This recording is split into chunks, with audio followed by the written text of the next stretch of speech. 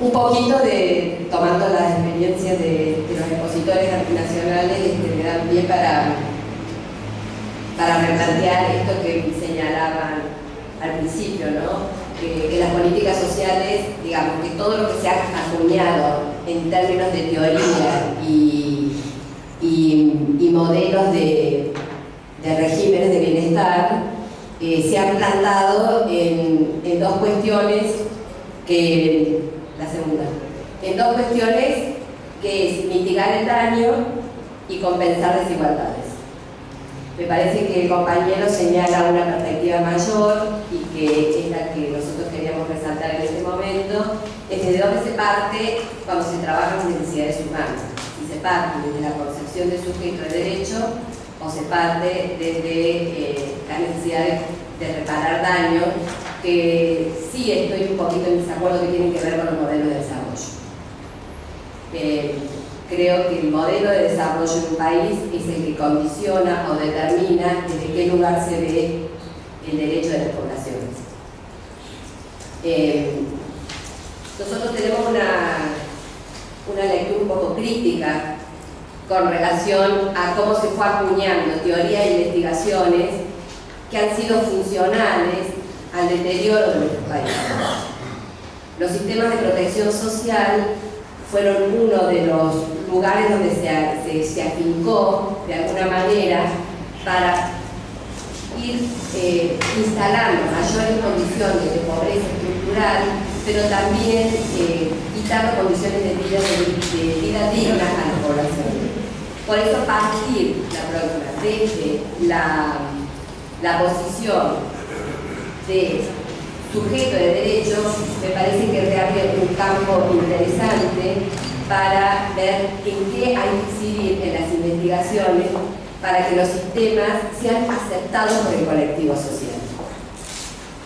En América Latina estamos en una situación bastante particular en ese sentido y estamos en una interpelación permanente, tanto la academia como los gobiernos, para que estas figuras del Estado sean realmente garantes de derechos. Ahí me comentaba recién que uno se sorprende, y por eso durante muchos años estuve divorciada del trabajo social, porque realmente uno veía que las profesiones eran totalmente funcionales y la formación estaba generando funcionalidades a este deterioro de los sistemas. Creo que la academia debe ser interpelada en ese sentido. Entonces, partir de la consideración de derechos, de sujeto de derecho para pensar los sistemas de protección, y no solamente los sistemas de protección, sino las condiciones de desarrollo de los sujetos, tenemos que partir de cuáles son los marcos normativos que reconocen derechos sociales y económicos, y en lugar del Estado como garante de derechos. Nuestras historias en América Latina han demostrado cómo los derechos sociales que quedaron solamente, por lo menos en mi país, solamente como enunciados constitucionales, y las formaciones y las capacidades institucionales estaban pensadas para la reducción de ese derecho más que para la conquista del derecho. Y se acuñó mucha teoría en este sentido. Se acuñó teoría sobre las rentas mínimas. Cuando a mí me tocó participar en España como becaria de los sistemas de protección y de la renta de inserción mínima de inserción en España, la primera pregunta que nos hicimos todos los que estábamos allí era, bueno, pero no es la renta cuando empieza el programa, porque hay como se han acuñado articulaciones, se han acuñado muchas recetas, pero siempre centradas en un organismo ejecutor de la política. No como señalaba acá el señor, sino pensar la política social como el conjunto de cuestiones complejas que se van a ir dando y que es la operación donde se define el acceso o garantía de derechos. Y ahí la formación profesional y las capacidades institucionales tienen mucho que hacer y por lo menos replantearse. Entonces, el marco normativo, pensar una profesión como sujeto de derecho, por eso que decía que estaba divorciada del trabajo social, porque las profesiones han sido disciplinadoras de las cuestiones que había que instituir para que el poder fuera cuestionado. Entonces, reforzábamos lo instituyente y no trabajábamos para las institucionalidades que garantizarían el ejercicio de derechos, no solamente en otras profesiones y descartando, obviamente, en las intervenciones, la significación de los procesos de movilización social. Otra de las cuestiones que hay que analizar desde la perspectiva del ejercicio de derechos es la definición de los presupuestos. Siempre en la política social se define el presupuesto por lo disponible y no las decisiones políticas en torno a la solidaridad, reciprocidad y qué decir de la redistribución. Creo que en el caso particular de Argentina, la famosa 125 marcó un hito importante en replantear que no podíamos trabajar por los presupuestos, sino que había que conquistar el presupuesto. Y la reciprocidad y la redistribución en materia de formación de cientistas sociales siempre se puso el énfasis en el pobre. Entonces, la participación era funcional para esto, el concepto de ciudadanía totalmente vapuleado, porque la ciudadanía es eso, es el derecho a tener derecho, y no una como dice ciudadanía restringida, cero participaciones. Bueno, hemos pasado por formaciones insólitas, donde eso justamente quienes tienen poder esas prácticas sociales no las hacen. Nunca. Es más, las hacen así, como decían en el Consejo Nacional de Jefe de Hogar, cuando me decían los sectores, ¿no? Una anécdota que me decía el sector industrial, Marielena, no molestes con la igualdad, porque nosotros estamos acá para hacer el traje a nuestra ley. Más simbólico que esto, imposible. O sea, que la solidaridad, si no es una decisión política en relación a la redistribución, los sectores no lo van a hacer. Y estos son los campos que hay que conquistar en términos de desafíos. Con relación a lo que señalaba la compañera, el análisis de las institucionalidades que favorecen o inhiben el desarrollo de los sujetos plantados como sujetos de derecho, nosotros tenemos también que ser críticos en que esto que tenemos hoy, con lo que operamos hoy, fue el resultado de las famosas teorías de la reforma. Las reformas nos vendían un Estado mejor, con la tercerización de la política social y con la formación de equipos técnicos, no político-técnicos. Entonces, en la concepción del técnico, en la formación, la incidencia en el campo de la política social estaba reducida a las técnicas burocráticas y a perpetuar burocracia, y tuvimos políticas sociales paralelas en la Argentina, donde teníamos los equipos caros y los equipos baratos, que eran los estados nacionales. Los equipos caros ganaban mucha plata para hacer un proyecto piloto que nos endeudó, que no cambiaba los arreglos institucionales para mejorar la política social de los colectivos. Y bueno, y en Argentina vivimos todo lo que fue el deterioro de las políticas, vos señalabas con importancia, las políticas hacia la primera infancia, que fueron totalmente desmanteladas y tercerizadas, vulnerando algo que es un capital social para la Argentina impresionante, que es la historia en América Latina, las políticas de Carrillo y el peronismo sobre maternidad y infancia. Y todavía podemos recuperar. Entonces, el análisis de las institucionales es otro desafío para pensando en proyectos de integración. Y un tema que anticipé, que es el comportamiento de los sectores sociales en cuanto a que restringen o generan condiciones de acceso para los derechos políticos y sociales. Y este es un campo de negociación permanente, que la investigación debería estar dando cuenta de algunas vertientes que en la Argentina se empiezan a ver. Si uno toma, por ejemplo, la teoría de la economía social, que es la economía de los pobres para los pobres, y no replantea que la economía social es que la economía tiene que estar al servicio del hombre, el mapa conceptual que uno puede trabajar en la economía social ha dado lugar a un montón de herramientas en lo que es hoy Argentina trabaja y que las universidades lo interpelan permanentemente.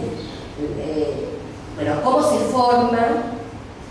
¿Cuáles son las carreras que habría que habilitar? Porque acá el desafío es qué habilitaciones habría que hacer para que los instrumentos de la política pública y sobre todo los instrumentos de las políticas públicas vinculadas a las necesidades sociales puedan generar no articulaciones, sino propuestas que sean superadoras de recetas antiguas, recetas que no funcionan.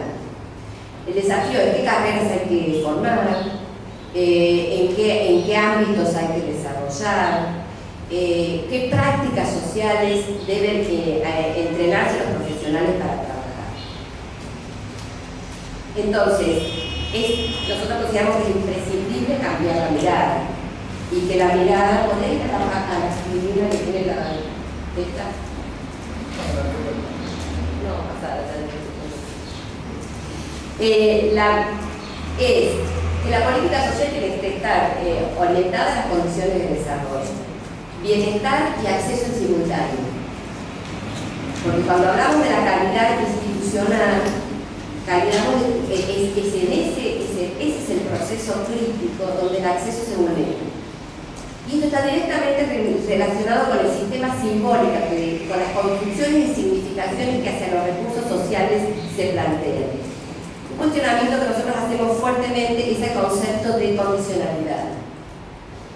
Si uno toma, por ejemplo, la asignación universal por hijo, que replantea el sistema de solidaridad que señalaba el compañero, la asignación universal colocada en el campo de la seguridad social vuelve a la doctrina de la seguridad social en cuanto a qué tiene que hacer un Estado con sistemas diferenciales en función de los distintos grupos y sectores sociales para garantizar el interés superior del niño.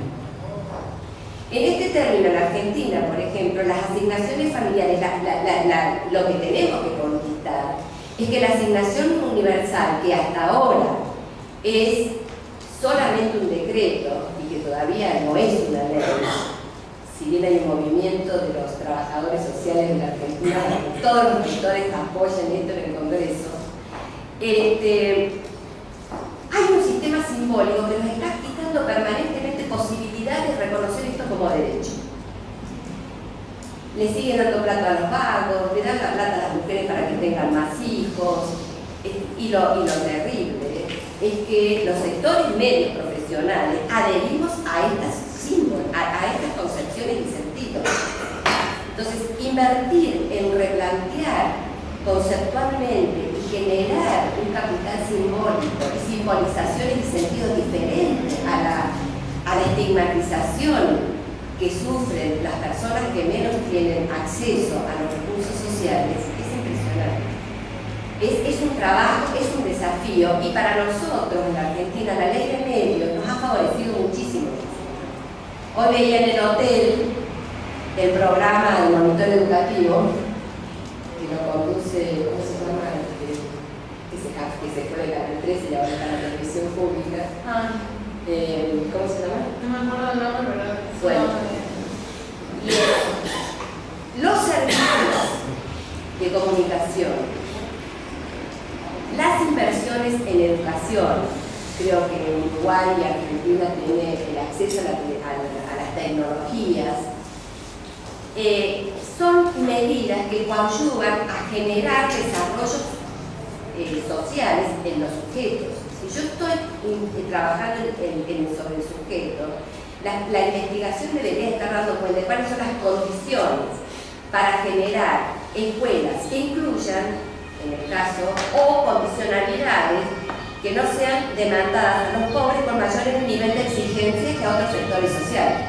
El caso de la asignación, un debate fue: ¿la condicionalidad es una condicionalidad o tenemos que dar garantía al ejercicio de una responsabilidad? Si es el ejercicio de una responsabilidad, la garantía tiene que estar en los servicios de salud estén. Y se dan cosas curiosas en la Argentina.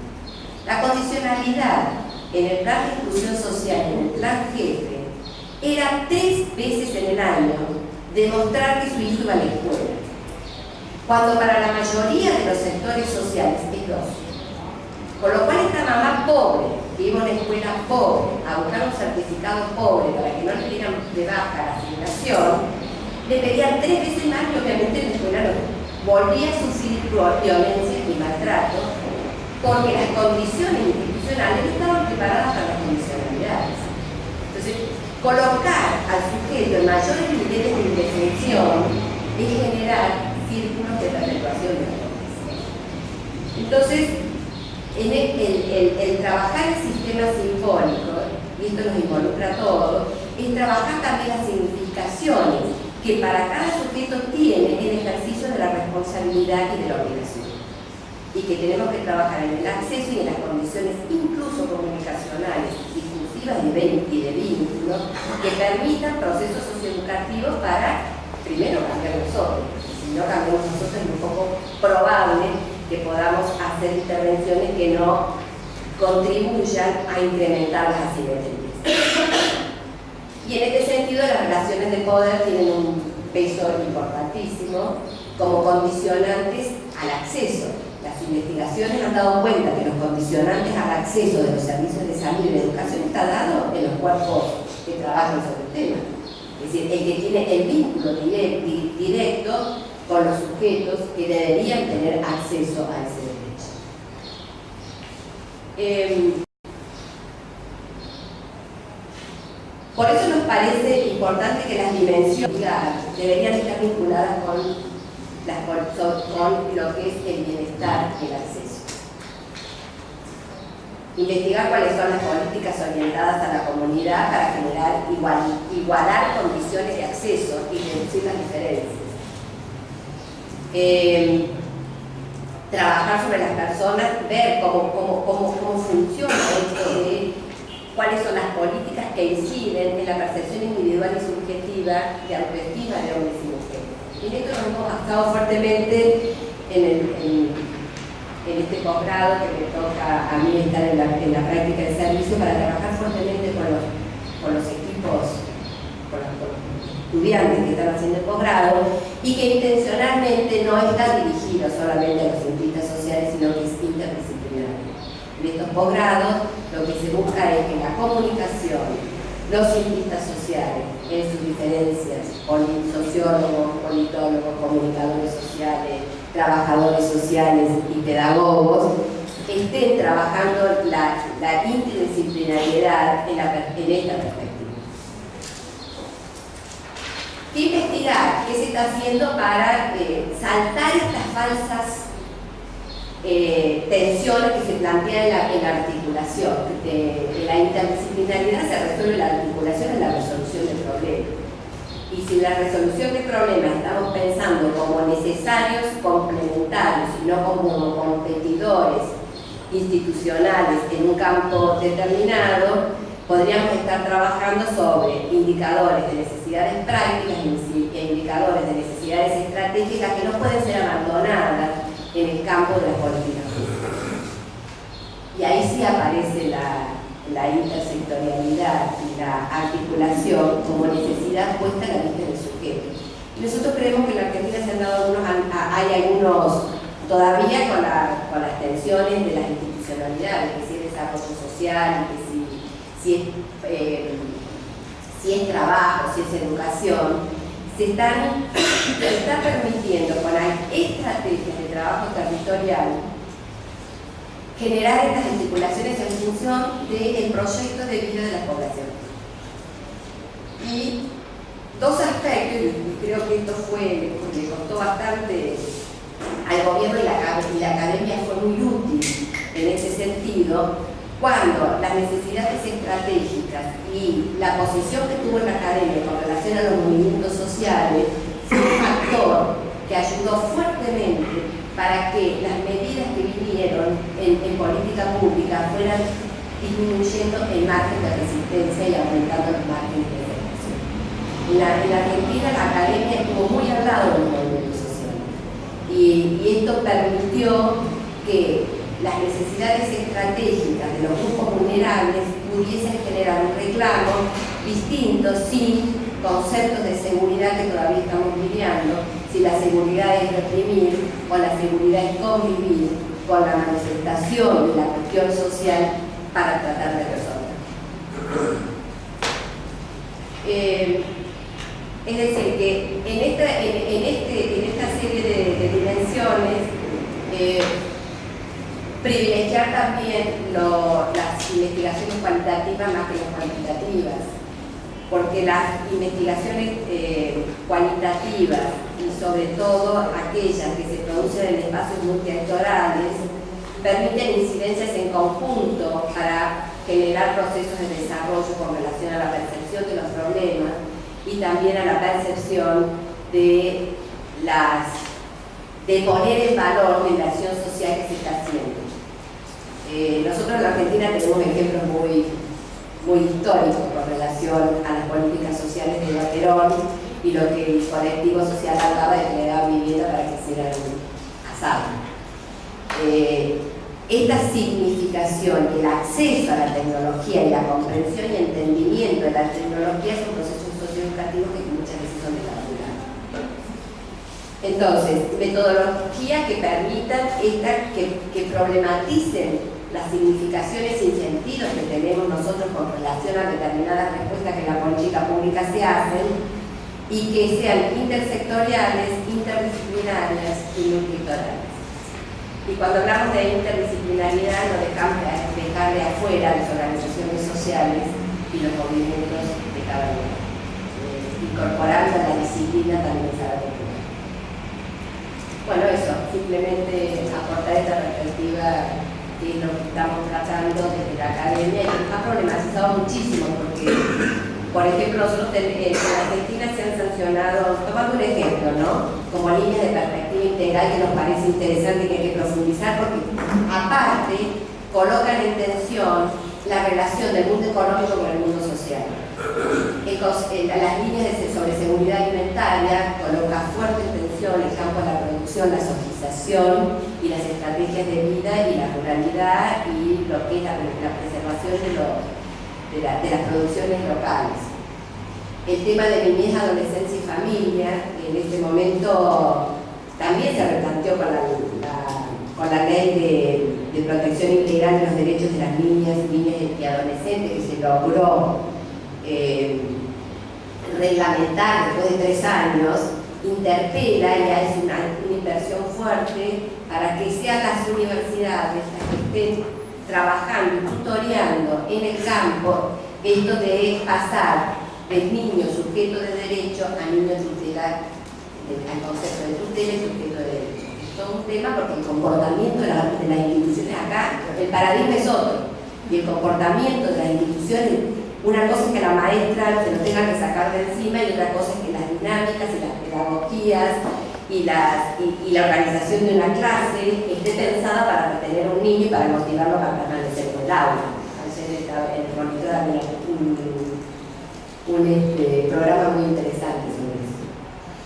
¿Cómo se integra esto con el concepto en la ley? ¿Cómo integra la necesidad de la salud del niño? ¿Cómo integra la ley la necesidad de la disponibilidad del acceso a los servicios?